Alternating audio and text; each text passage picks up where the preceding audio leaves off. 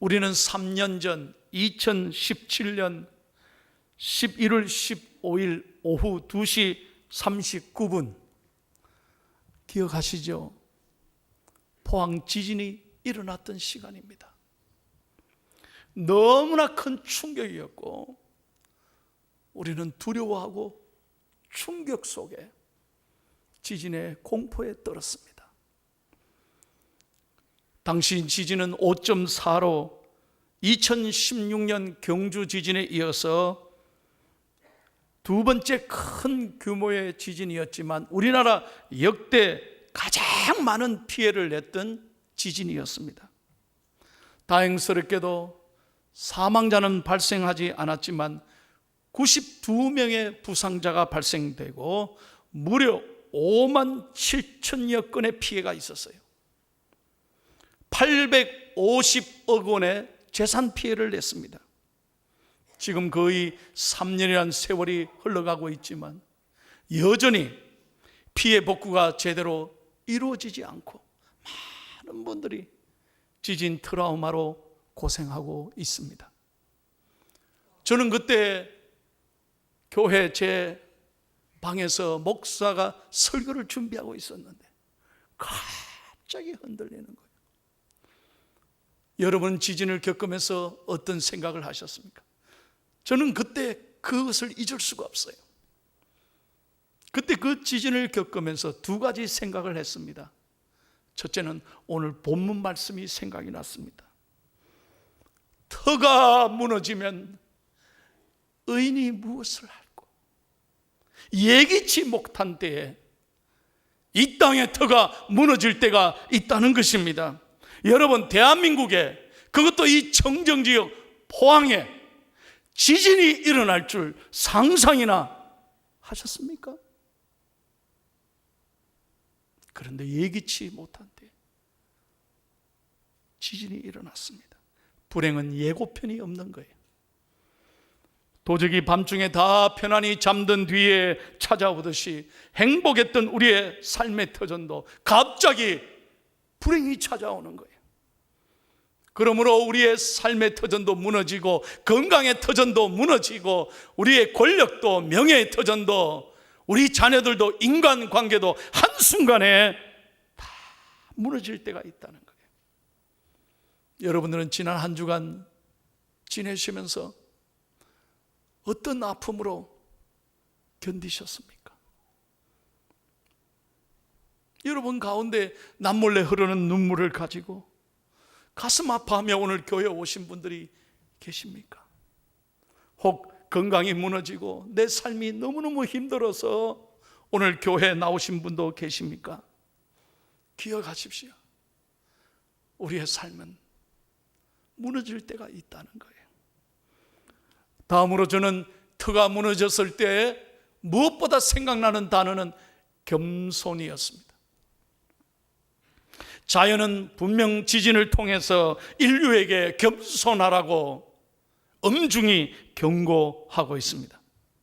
인간은 그동안 자연과 이 우주의 섭리를 잊고 과학기술의 발전을 뻐기며 소위 인공지능 시대가 눈앞에 왔다고, 인간은 뭐든지 할 수 있을 것이라고 착각하고 장담하고 인간의 지능을 뽐내며 살았지만 우리는 다 지금 겪고 있잖아요. 인간이 아무것도 아니라는 거예요. 한순간에 무너지는 걸 보면서 우리 인간이 얼마나 연약한 존재인가를 뼈저리게 느끼고 있다는 거예요. 지난 주간 여러분 전국이 집중호우로 얼마나 많은 피해를 입었습니까? 내 고향 부산이 집중호우로 그 좋은 도시가 말이죠 완전히 물바다가 되어가지고 생명을 잃고 도시가 전체 침수되는 걸 보면서 너무 가슴이 아픈 거예요. 게다가 우리는 지금 코로나19라는 엄청난 대재앙을 겪으면서 전 세계가 절망 가운데 하루하루를 지나고 있습니다. 오늘 새벽에 통계해 보니까 코로나 전 세계 확진자 수가 무려 1610만 4281명, 1600만을 넘었어요. 확진자가. 전 세계 사망자 수가 64만 5644명, 오늘 아침 통계입니다.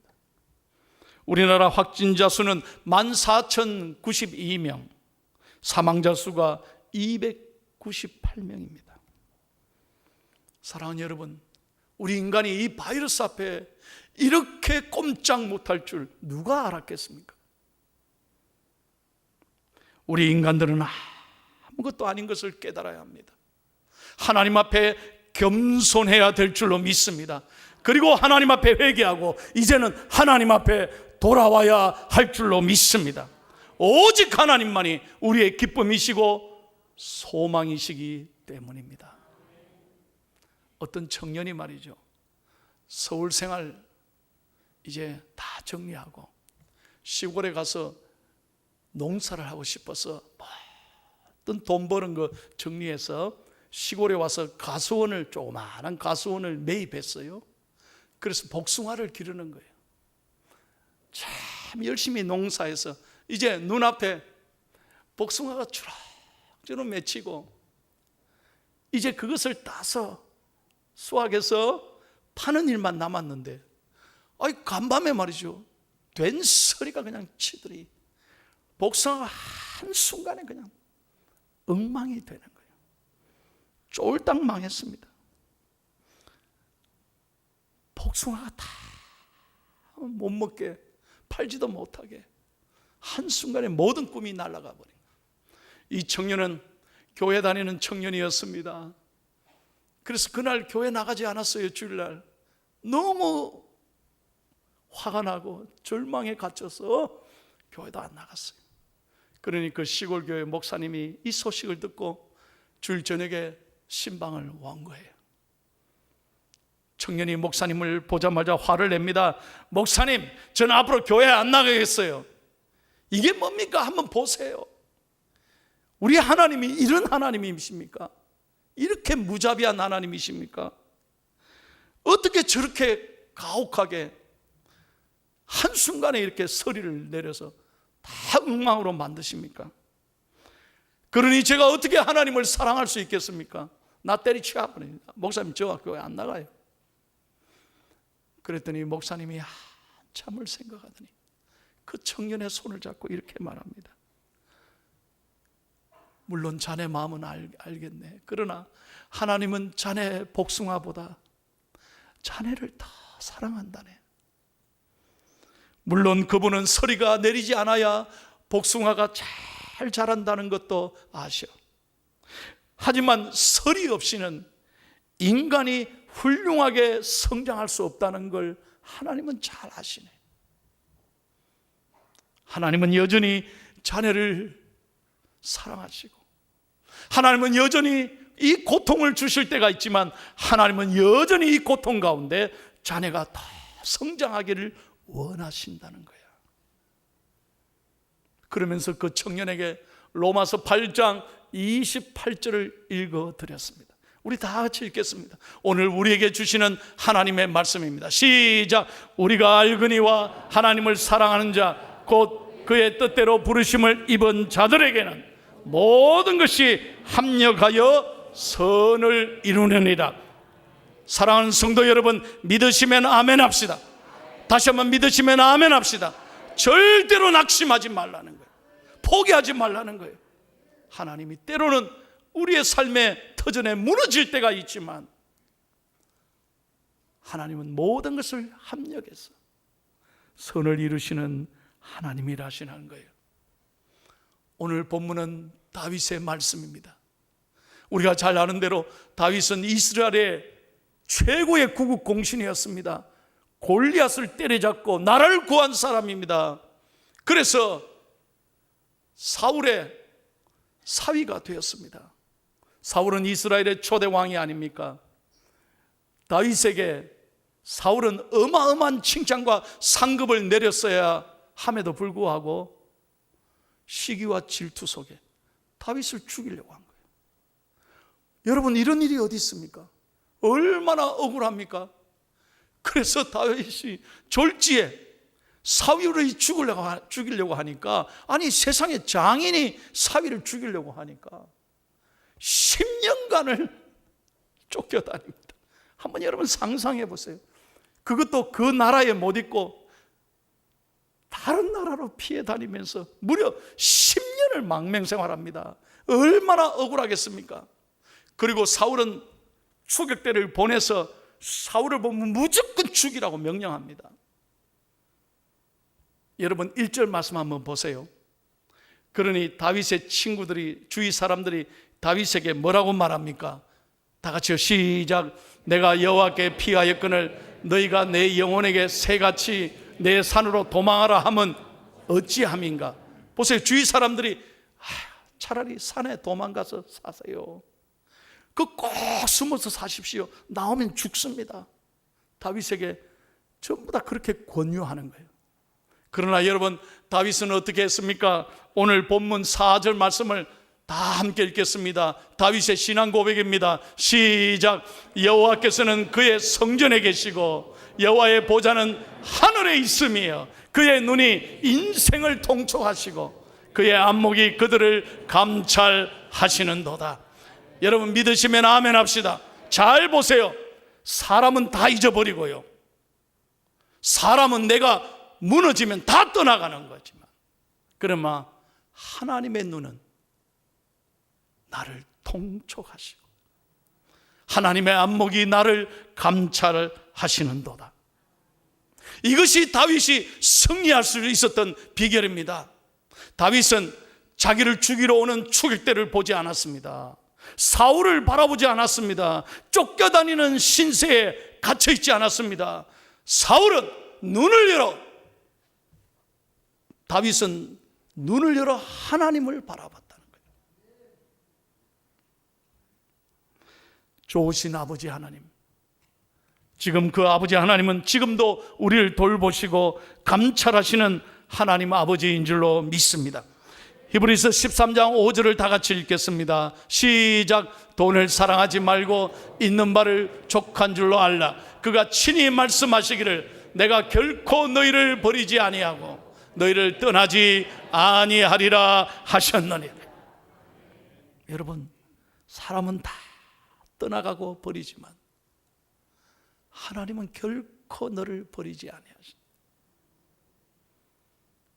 지난 한 주간 힘들고 어렵게 지내오신 사랑하는 성도 여러분, 오늘 이 말씀 앞에 여러분들이 하나님의 음성을 듣고 위로받고 용기와 희망을 갖고 일어서는 저와 여러분이 되기를 예수님의 이름으로 축원합니다.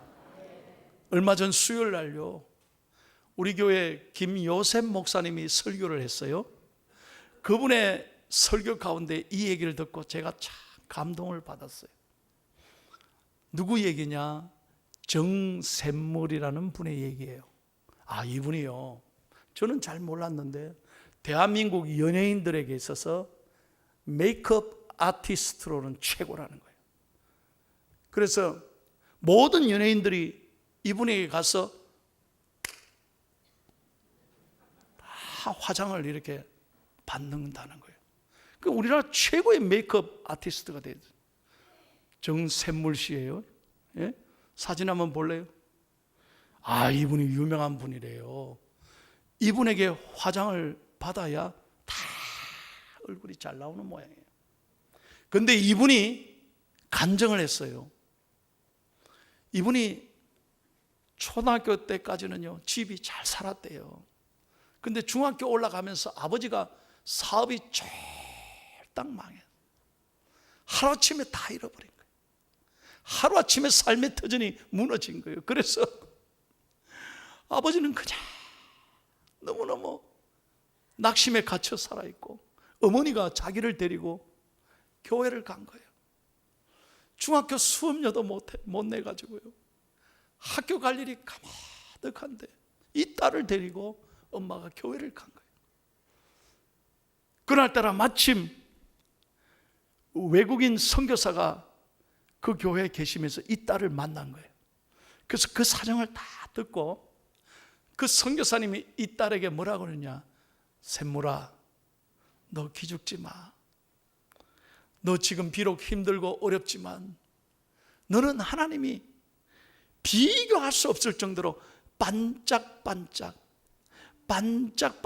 빛나는 존재로 하나님이 만들어 주실 거야. 이 딸이요, 그때 가슴이 뜨거워졌대. 너무너무 집이 가난해졌고 어려워졌는데 이 목사님의 말씀을 듣고 가슴이 뜨거워져. 자존감이 회복된 거예요. 자존감이. 그래, 내 인생 어렵지만 하나님이 나를 반짝반짝이게 만들어 주실 거야. 그래서 용기와 희망을 갖고 꿈을 갖고 포기하지 않고 열심히 공부하고 자신의 재능을 키워서 오늘 최고의 한국의 메이크업 아티스트가 됐다는 거예요. 여러분에게 축복합니다. 여러분 예배 드리면서 나는 왜 이렇지? 난 되는 게 없어. 그렇게 생각하지 말아요. 여러분이 얼마나 귀한 존재. 여러분, 하나님이 오늘 말씀 속에 그러잖아요. 하나님은 여전히 너를 바라보고 계시고 여러분을 반드시 떠나지 아니하시고 돌보시고 이끌어 주시는 하나님이시다는 거예요. 우리가 얼마나 귀한 존재인지를 깨닫고 오늘 이 아침에 말씀을 듣고 감사하고 여러분의 자존감이 회복되는 귀한 아침 되시기를 축복합니다. 찬양합니다. 감사해요. 깨닫지 못했었는데 내가 얼마나 소중한 존재라는 걸 태초부터 지금까지 하나님의 사랑을 항상 날 향하고 있었다는 것 고마워요. 그 사랑을 가르쳐준 당신께 주께서 허락하신 당신께 그리스도의 사랑으로도 섬기며 이제 나도 세상에 전하리. 저 따라서 한번 해보세요. 가슴에 손을 대고 당신은 사랑받기 위해 그리고 그 사랑 전하기 위해 주께서 택하시고 이 땅에 심으셨네. 또 하나의 열매를 바라시며 이제 손을 내밀어서 옆 사람에게 당신은 사랑받기 옆 사람을 축복합니다. 그리고 그 사랑 전하기 위해 주께서 택하시고 이 땅에 심으셨네. 또 하나의 열매를 바라시며. 할렐루야. 제가 여러분에게 늘 말씀하는 게 있어요. 자기 자신을 사랑하지 못하면 결코 남을 사랑할 수 없어요. 여러분, 열등감에 갇혀서 상처 속에 갇혀서 살지 마세요. 여러분이 얼마나 중요한 존재인지 오늘 이 예배를 통해 말씀을 통해 회복되시기를 예수님의 이름으로 축원합니다. 그러므로 저 따라서 해봐요. 먼저 자기 자신을 위하여 축복의 박수 한번 하겠습니다. 잘하고 있다고 격려하세요. 괜찮다고. 할렐루야. 이번에는 옆 사람을 위해서 한번 격려의 박수, 축복의 박수 한번 하겠습니다. 감사합니다. 아이고, 감사합니다. 참 우리 교인들은요, 이 목사가 부탁하는 대로 너무 잘해 주세요. 정말요, 너무 고마워요. 대단히 죄송합니다만 대구 가서 설교하니까요, 안 따라하더라고요. 아멘 해래도 안 해. 속으로 괜찮네.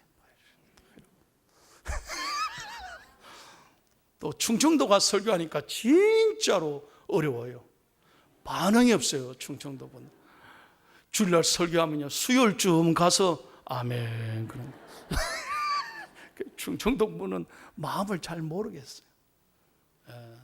그러나 여러분들이 정말 오늘 순종하고 믿음으로 반응할 때 하나님이 복을 주실 줄로 믿습니다. 제가 설교를 마치면서 마지막 이런 말씀을 드리고 싶어요. 제가 오래전에 직접 이 목사님의 설교를 듣고 눈물 흘린 적이 있어요. 여러분, 전라북도에 가면 익산, 이리, 군산 여기가 있어요. 여기가요, 정말로 복음화율이 우리 포항은 한 20% 조금 넘어요. 그런데 여기는 35%까지. 참 예수 잘 믿어요. 제가 깜짝 놀랐어요. 이리에 익산에 가보니까 주일날 거의 장사를 안 해. 다 주일 저녁 예배 가고요. 야, 예수 잘 믿더라고요. 제가 그 도시를 가보고 많은 걸 깨닫고 이리 신강교회 안경훈 목사님이라고, 이 목사님은 이리 신강교회 4대 담임 목사님이었는데 1961년부터 93년도까지 목회를 했어요. 우리 교단 총회장을 지내셨는데 그분이 그런 설교를 한번 하시더라고요. 한 번은 자기 교회 장로님이 있었는데 이 장로님께 둘도 없는 외아들이 하나 있었어요. 그런데 어릴 때부터 수재였어요. 늘 1등을 했어요. 그래서 모든 교인들이 주위에서 이 아들은 서울대학은 따놨다, 그만큼 공부를 잘한 아들이었어요. 마침내 장로님 부부가 열심히 기도하고 뒷바라지해서 서울대학을 합격했대요. 그래서 온 교회 동네에 경사가 났어요. 플랜카드를 다 붙여놓고 뭐 얼마나 좋았겠어요. 그래서 이제 장로님 이 아버지가 아들을 등록금을 내려고, 그때는 그랬을 거 아니에요, 그죠? 그래서 서울로 직접 올라가는 거예요. 아들 등록금 내주러 가는 거예요. 아들에게 전화를 하는 거예요. 서울집 하숙집에 있는 아들에게, 아들아, 아버지가 올라갈게. 근데 아버지가 오늘 너무 바쁘니까 밤차를 타고 올라갈 테니 서울역에 6시에 도착한다, 새벽 6시. 그러면 서울역에 나와서 우리 아침 먹고 서울대학에 가서 등록하자. 아버지 알았습니다. 제가 서울역에 6시까지 나갈게요. 그래, 고맙다. 그러면 아침에 보자 이러고 전화로 헤어졌어요. 그리고 아버지는 등록금을 들고 밤차를 타고 올라가는 거예요. 얼마나 감사했을까요? 드디어 아들이 서울대학에 입학한다. 얼마나 감격스럽겠냐. 그래서 서울역에 그 다음날 아침 새벽 6시에 도착했는데 아들이 안 나오는 거예요. 이상하다. 아들이 왜 안 나오지? 1시간, 2시간을 기다려도 아들이 안 나와. 어제 너무 피곤했나? 늦잠을 자나? 왜 이러지? 근데 감이 이상한 거예요. 안 나올 아들이 아닌데 택시를 잡아 타고 아들의 하숙집까지 뛰어간 거예요. 하숙집에 딱 도착해서 아들의 이름을 부르도 방이 잠겨 있고 인기척이 없는 거예요. 순간 장로님이 불안한 생각이 들더라고요. 그래서 문을 때리 부시고 들어갔는데 아들이 싸늘하게 죽어 있는 거예요. 연탄 가스 중독으로 죽었어요. 그때 당시 여러분, 하나밖에 없는 아들이 죽었어요. 이 장로님이 얼마나 기가 막히겠어요. 어떻게 이런 일이 우리 가정에 일어나냐면, 오늘 말씀대로 터가 무너졌어요. 완전히 삶이 무너졌어요. 죽어있는 그 아들을 붙잡고 통곡하며 아버지가 웁니다. 그리고 그 아들을 데리고 이리로 내려와서 장례를 치렀는데 주위에서는 전부 다 뭐라고 그러겠어요? 저 집이 완전히 예수 믿다가 망했다. 아들 다 죽었는데 저 집 웃잖아. 예수 믿어도 별일 없다. 저 집 봐라. 동네 사람들이 수근수근 거리는 거예요. 그런데도 장로님이 끄떡 안 하고 장례를 침착하게 다 치렀대요. 그리고 장례 마치는 날 온 교인들 앞에서 장로님이 인사하면서 하신 말씀이, 저는 오늘 하나님께 감사를 드립니다. 이 고통 가운데도 모든 것을 합력하여 선을 이루시는 하나님을 저는 분명히 믿습니다. 이제부터는 이 이리에 있는 모든 아들을 제 아들로 삼아서 제 모든 재산을 이 불우한 아이들을 위해서 제가 뒷바라지 하겠습니다. 정말 감사합니다. 그랬더니 온 교인들이 눈물바다가 된 거예요. 그리고 이 소문이 온 이리시의 익산에 소문이 나면서 세상 사람들이 감동을 받고, 이야, 저런 장로가 있나. 그래서 장로님은 평생을 그 교회 장로로 지면서 어려운 사람을 돕고 앞장서서 좋은 일을 하니까 이리 신광교회가요, 전라북도에서 최고의 교회가 돼서 우리가 총회도 거기서 했거든요. 하나님께서 장로님 한 분, 이분의 믿음을 보시고 삶의 터전이 무너졌지만 하나님이 그렇게 믿음으로 감사할 때 하나님이 복을 주셨다 이 말이에요. 오늘 여러분, 하나님께서는 여러분에게 저에게 물으십니다. 터가 무너지면 의인이 무엇을 할꼬? 여러분들이 정직하게 대답해 보십시오. 나는 어떻게 살아야 될 것인가? 내 건강의 터가, 내 명예의 터가, 내 물질의 터가, 내 자녀들의 터가 나도 모르는 사이에 무너질 때가 있잖아요. 그런 어려움이 찾아올 때 나는 어떻게 해야 될 것인가? 오늘 하나님이 저희들에게 묻습니다. 다윗은 이렇게 대답합니다. 7절 말씀 다 같이 읽고 마치겠습니다. 7절 시작.